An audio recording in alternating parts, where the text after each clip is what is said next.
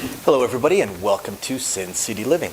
As you can tell, my name is Jason and I will be introducing today's video. So I'm going to try and keep this a little bit shorter as I go through the usual spiel that most of you guys are fairly familiar with. Guys, if you have any strategies, anything you would like us to film, any suggestions, any ideas, questions, please email us at sincitylivingLV@gmail.com. We haven't gotten a strategy sent to us in a few weeks, so I love shooting these videos for you guys. Please send them to us. And of course, our usual shout out of appreciation to our patrons. Thank you very much. I hope you guys are enjoying the how to deal, the full dice, full craps instructional videos that we are putting out for you guys, the whole course. Putting them out 2 a week, so I hope you guys are enjoying them. If anybody's interested, just check the description down below. And otherwise, what I want to say is we have live streams. Live streams are coming very soon. The equipment is in the mail. It is on the way. So I don't want to take up too much time here. There is going to be a lot of information about the live stream, how to sign up, how to join us on our craps tournaments or anything else. Just check the end of the video. Even if you don't watch the full video, skip over to the end. At the end of the video, I'm going to have a discussion on a lot more detail on the live streams. I'm going to put that in the next couple weeks worth of videos. So please keep an eye, guys. Otherwise, we're going to go ahead and jump straight into today's video. So for this video, and this one could end up being a little bit shorter, the topic I'm covering is not super intense. This video, I want to talk about a little bit about the center action bets, and what you can do with them, and what, you know, the two most common things that I see, and which one you may want to do. And what I'm referring to are, should you press your center action bet or should you parlay your center action bet? And I can't tell you which one is better. I can't and I won't tell you which one is better. All I'm going to do is show them both to you and explain why some people do one and versus the other. So I'm going to go with, we're going to start off with, say, $2 C&E, and someone has, say, a $5 12. Actually, no, we'll keep the same, $2 12. No. I'm going to make it a $5 12. Actually, no, I'm going to make it a $10 12. Right? Because I want to show some of the decision-making process that goes into this. Now, let's say a 12 rolls. So if a 12 rolls, this person may very well say parlay. They're only getting paid $6. So they may parlay it. So they go to an $8 C&E. Whereas this player may, there's no guarantee, may say, press me up to 20. Or may say, you know what, make it a quarter. And in which case they're going to get paid $285. This is going to look like a quarter. And they're all set. Now, why the differing types of strategy? A couple of reasons. Reason number one, first off, this player is looking at, I had $2 at risk. $2 is nothing. Oftentimes, $2 C&Es, except on come-out rolls, are throwaway bets. They're like a side bet, a little fun thing. Yeah, I got a couple bucks, I'm going to do a C&E. So the $2 in their mind is already gone. Plus, they look at a $6 payout and go, well, yay, $6. Okay, $2 is throwaway, $6 is 3 throwaways. It's still nothing to the player. So they say, you know what, just stack it all up, parlay it. Maybe it's going to hit again, and if it does, I at least get a decent-sized payout. Whereas the other player had $10 on a 12. Now that's going to pay them $310 and down, so they have $310 to work with. That's already a significant chunk of change. So they probably don't want to just throw away that $310. They would rather take some of it, but just on the off chance there's some kind of back-to-back, and it does happen. I've seen 3 12s come back-to-back the other day. So they want to increase their bet slightly, so they'll just do a press. They either press it to 20 or pick a certain denomination and press it up to that level. The other side of it too is you look at the particular type of bet. Let's say they both had the same amount in action. So let's say we have a player that does a $10 C&E and a $10 12. Now, if it hits, this player, if they're feeling very, very bold, they might say parlay. Go up to an $80 C&E. This player, again, may say, you know what, just take me to a quarter and collect the other $285. Now, this time around, it doesn't have anything to do with what they have in action. This time around, it has more to do with what exactly is the bet. With a C&E, very similar to a horn or to a world bet, there are a lot of numbers on there. Doesn't mean it's an easy hit. It's still less likely than the field, and the field is not doesn't favor you. I mean, there are 6 combinations of the dice that land in a C&E. Out of the 36, you have a 1 in 6 chance. So back-to-back, statistically, you have a 1 in 36 chance. You have a 1 in 36 chance of back-to-back. Of course, if an 11 rolls, that's absolutely fantastic. You know, that player gets $560. If a crap rolls, they're only going to get $240. It's still not bad. Versus the player that's betting on the 12, they had the $10 on the 12, they had the same amount at risk as the C&E player, only their bet was much, much, much harder to hit, which is why it paid so well. But it also means that it is far less likely to hit a second time. That 12 only has one combination out of all 36 combinations of the dice. Only one of them is a 12. So when they look at this as a parlay, sure, they could parlay that up to a $310 12 if the casino allows it. It depends on the maximum bet, or table max. So the table max is generally also roughly around the maximum they're going to allow people to win. So let's say you're on $1,000 or $5,000 table max table.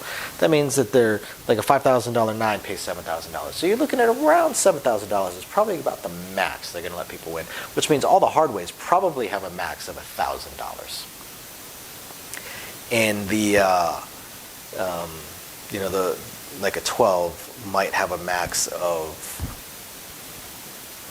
$200, $250 maybe. Maybe it's got a max of $250. So you wouldn't be able to parlay it all anyway.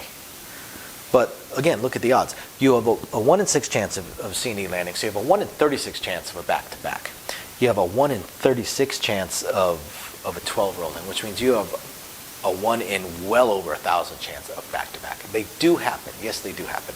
But when you're looking at pulling a few $100s into your rail versus throwing it out there for another 1 in 36 chance, it's pretty difficult to say parlay and put it all out there. So that's one of the reasons that you tend to see presses versus parlays on individual hops versus horn bets and C&Es and world bets. You tend to see a lot more parlays because it's a higher likelihood of hitting. It also, like I said, depends on the amount of money bet. Someone bets $1 yo, they don't have a whole lot of problems parlaying that to a $16 yo. Although what I tend to see more often is parlay to a different bet. Say somebody bets $1 yo and it hits. Well, they get paid $15, but what they can also do is parlay it to a $16 horn. It's a proper bet, and now they have way more opportunities for that to hit. Instead of 2 out of the 36, they have 6 out of the 36 combinations of the dice they can hit it. So you may see people parlay their bet into a different bet. They're basically expanding out their numbers is what they're doing, expanding out the likelihood of it hitting. The other side of it is hard ways. If you've got $1 on a hard way, you might as well parlay. It's a buck. It's a buck. Have some fun with it. This should just be a side bet for you anyway. So if a hard four were to hit, parlay it up. Parlay it up to an $8 hard four. Why not? Now, the second time it hits, that's where you might want to start looking at exactly what you're going to do. You have $64 to work with because it pays 8 and down. So 841. So 64 and down. So you could either same bet it and you could collect your $56. You could say press it up to $10 just because it's even dollar amount, and you could collect $54. You could press it up to $20 and collect $44. You could press up to a quarter and collect $39. There's a lot of different areas you can go. Me personally, and this is just me, and again, you guys all know I'm a gambler and I tend to go for things. I'm prefer to go for it. I am way more likely to parlay it all the way. Why? Because again, it was one stinking dollar. It was $1. What are the odds of it hitting 3 times? Not super stellar before it comes down, but it happens. It does happen. And again, it was $1. What do I have to lose? I have $1 to lose. I don't really care. It was $1. Because if that hits, it's going to pay me really, really nice.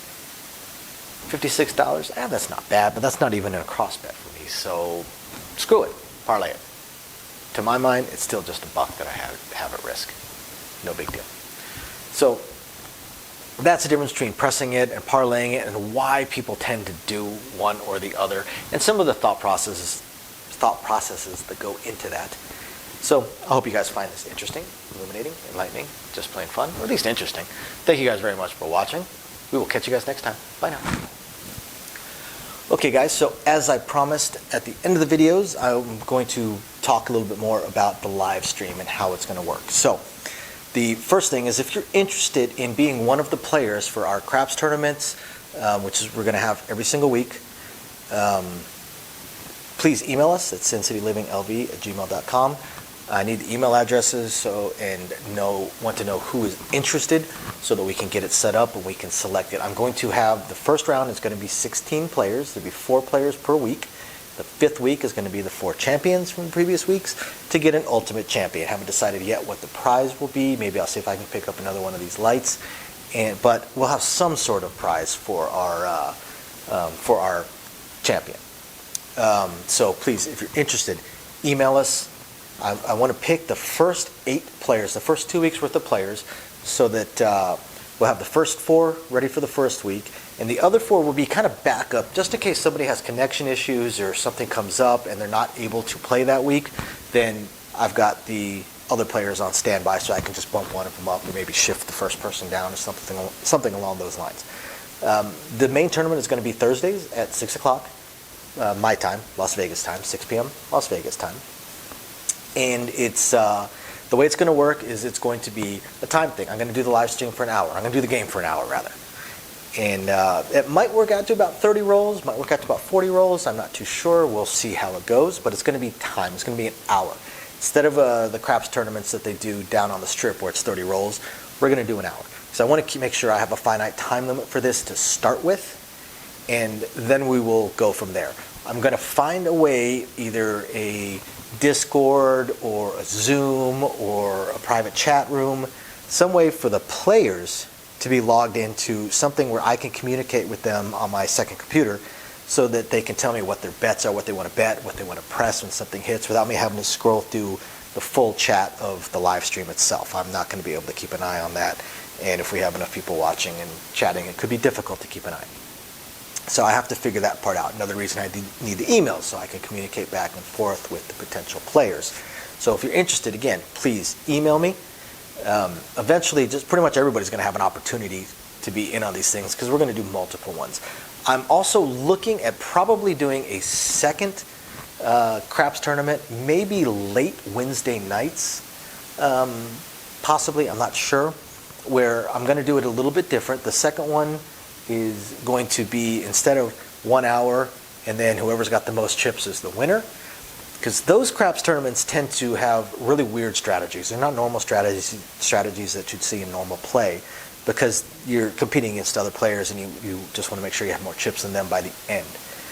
What I'm going to do with the second tournament is, instead of a weekly winner, we're going to play for an hour, and then I'll keep track of how much money people still have on there, or how many chips they still have.